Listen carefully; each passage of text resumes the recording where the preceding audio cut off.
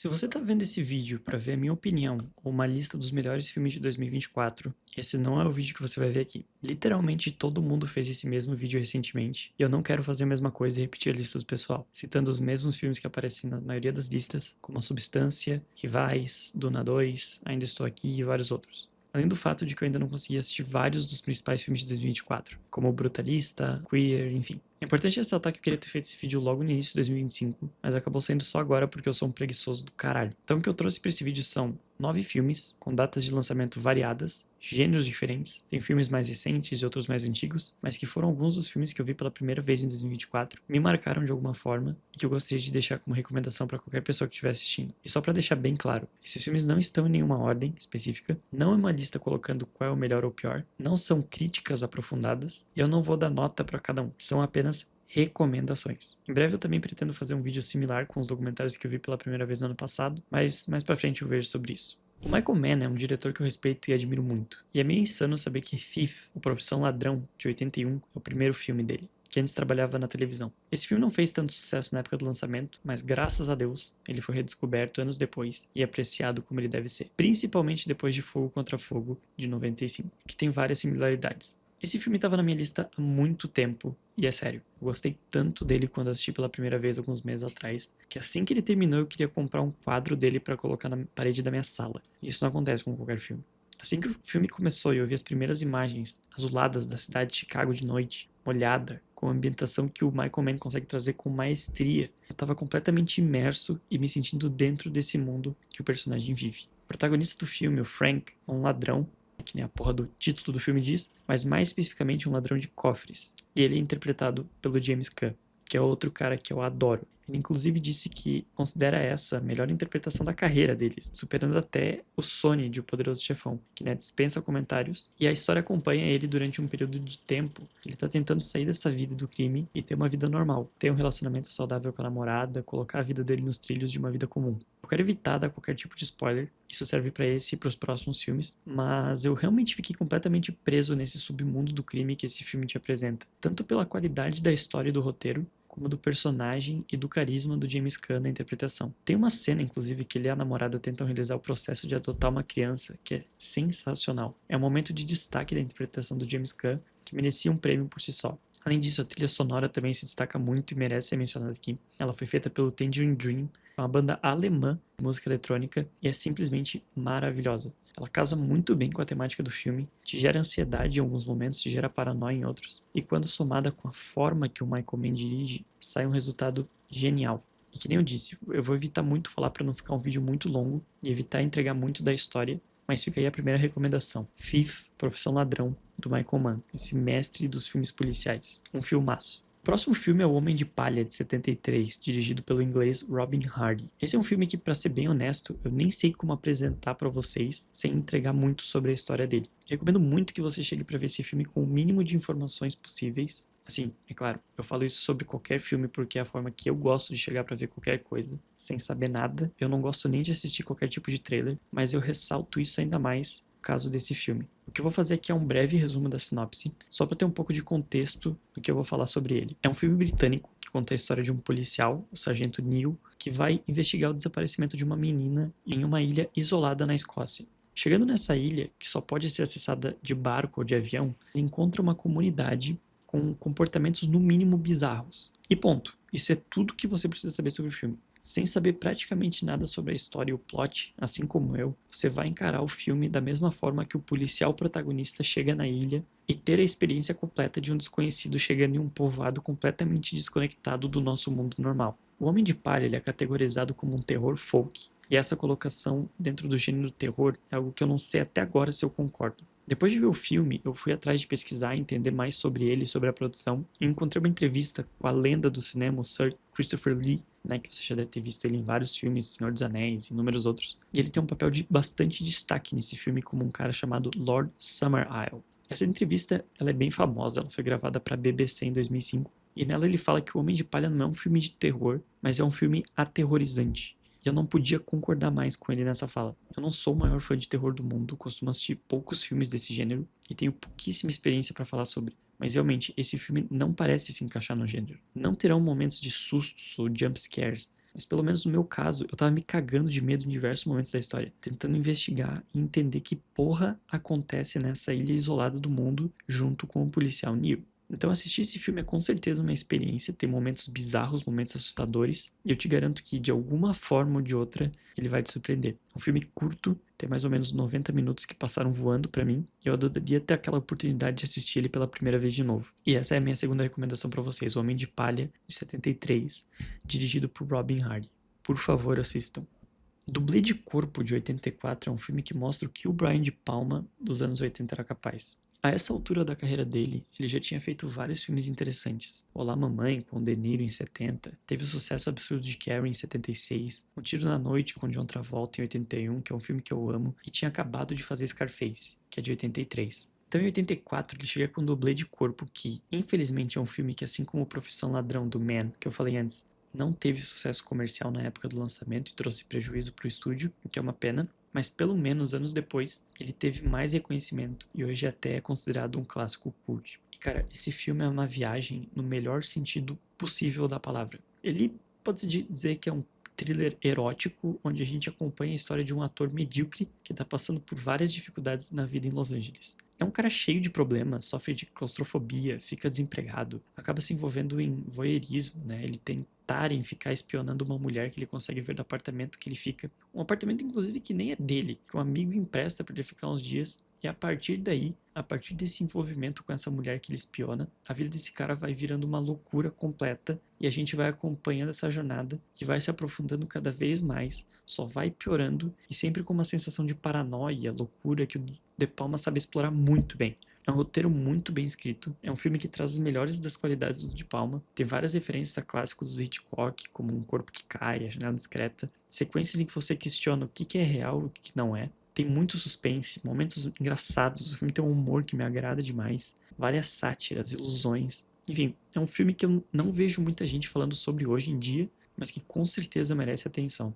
Eu gostei muito quando assisti e fica aqui a recomendação para vocês, Dublê de Corpo, do Brian De Palma. Outro filme que eu sinto que é um pouco esquecido hoje em dia é A Missão, de 86. É um drama histórico britânico, dirigida pelo cineasta Roland Joffé, que conta a história dos jesuítas que vieram para a América do Sul no século XVIII para cristianizar os povos nativos, no caso aqui os Guarani. O Robert De Niro ele interpreta um ex-mercenário e comerciante de escravos chamado Rodrigo Mendoza, que depois se converter e se juntar aos jesuítas, luta ao lado dos índios contra as tropas espanholas e portuguesas. Esse conflito ele realmente aconteceu, foi a Guerra Guaranítica, que ocorreu entre 1753 e 1756 na região que hoje é o Rio Grande do Sul, mais especificamente nas margens do rio Uruguai. E esse é mais um filme que decepcionou financeiramente quando lançado, mas em compensação foi aclamado em premiações. Foi aclamado pela crítica, chegou a vencer a Palma de Ouro em Cannes e foi indicado a 7 Oscars. Mas como eu disse antes, eu sinto que ele não é tão lembrado atualmente, especialmente quando a gente fala da filmografia do Robert De Niro. O De Niro, óbvio, é um dos maiores atores de todos os tempos, fez vários sucessos na carreira, é uma filmografia gigante, totalmente consolidada, e acaba que na maioria das vezes, quando falamos dele, quando falamos dos filmes que ele fez, acabamos falando só de Os Bons Companheiros, Cassino, Toro Indomável, Poderoso Chefão 2, é claro. E eu sinto que por conta de tantos sucessos, são tantos trabalhos memoráveis, que a Missão, que traz uma atuação de altíssimo nível dele, acaba sendo esquecido e deixado para trás. O que é uma pena, porque além de ser um filme que me agradou muito e tem uma baita atuação do De Niro, que dá pra ver que exigiu um baita esforço físico dele, você sente o sofrimento do personagem, você sente as dificuldades que ele enfrenta no arco de redenção que ele vive, mas é um filme que eu não vejo muita gente falando sobre hoje em dia. Além dele, o filme também conta com o Jeremy Irons e o Liam Neeson. O Jeremy Irons, inclusive, tem uma interpretação que me agrada muito como um dos jesuítas. A trilha sonora é outro ponto altíssimo do filme, composta pelo gênio Ennio Morricone. E caso você não assista o filme, eu acho que pelo menos ir atrás dessa trilha sonora já vai valer muito a pena.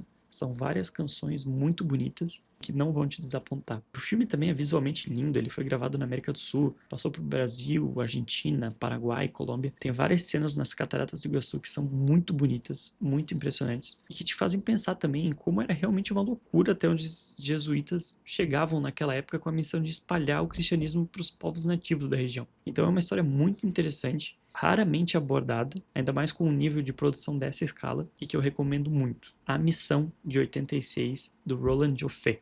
Kids é um filme completamente diferente dos filmes mencionados anteriormente. Dirigido por Larry Clark, lançado em 95, foi um filme que gerou polêmica desde sua estreia e que marcou a geração dos anos 90 por mostrar algo novo para os americanos: adolescentes da maneira mais crua possível. A trama se desenrola em Nova York durante apenas um dia, enquanto acompanhamos 4 adolescentes em um universo onde sexo, drogas e violência são retratados de maneira natural e sem censura. Esses temas, muitas vezes considerados tabus, são abordados com honestidade e especialmente no contexto da epidemia de HIV, que era algo que estava longe de ser encarado como urgência pelos jovens. Eu sempre quis assistir Kids porque quando eu procurava filmes relacionados a skate, que é um gênero que até hoje é pouco explorado no cinema, o filme era constantemente mencionado. Mas a grande surpresa positiva, no entanto, foi perceber que o skate era apenas um detalhe, no meio de um retrato sombrio e complexo do cotidiano dos personagens, que aborda questões profundas e perturbadoras como a irresponsabilidade sexual, a desconexão emocional, a falta de suporte social.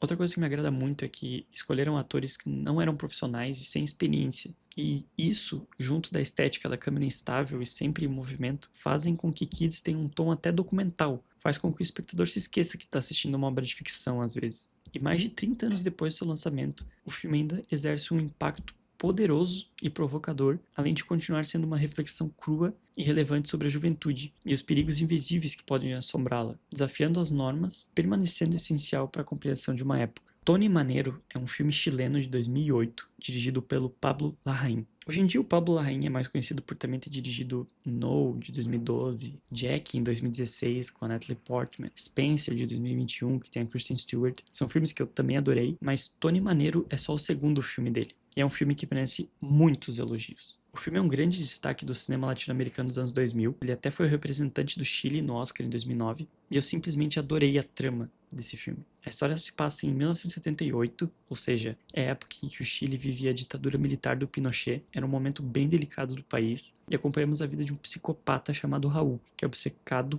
pelo Tony Manero. Eu acredito que a maioria das pessoas saiba, mas pra quem não sabe, o Tony Manero é o personagem do John Travolta em Os Embalos de Sábado à Noite, um filme de 77, que é um clássico dos anos 70. Inclusive, se você ainda não assistiu esse filme, que é famosíssimo, acho que valeria a pena conferir antes de assistir Tony Manero. Não é obrigatório, claro. Acredito que se você assistir o Tony Manero sem antes ter visto Os Embalos de Sábado à Noite, a sua experiência ainda vai ser muito boa. Mas se você tiver assistido o filme, eu realmente acredito que a sua experiência vai ser ainda mais completa e enriquecedora. Mas, como eu tava falando, a história se passa em 78, ou seja, Embalos de Sábado à Noite naquela época tinha sido recém-lançado, somente um ano antes, e era um sucesso mundial. E o Raul tinha uma obsessão pelo personagem do John Travolta. Então o filme tem essa soma de fatores que torna a trama muito diferente, assim, muito inconvencional. É um filme de época, é um filme violento sobre um serial killer obcecado por um personagem icônico do cinema. Um cara que é frio, estranho, é realmente assustador em alguns momentos. E vale a pena ressaltar aqui também a interpretação do ator chileno Alfredo Castro, que carrega esse filme e entrega um trabalho digno de elogios. É sério, não deixem de ver esse filme. É o Pablo Larraín no início da carreira, contando uma história sombria, em tempos sombrios do Chile, com uma interpretação incrível desse ator Alfredo Castro.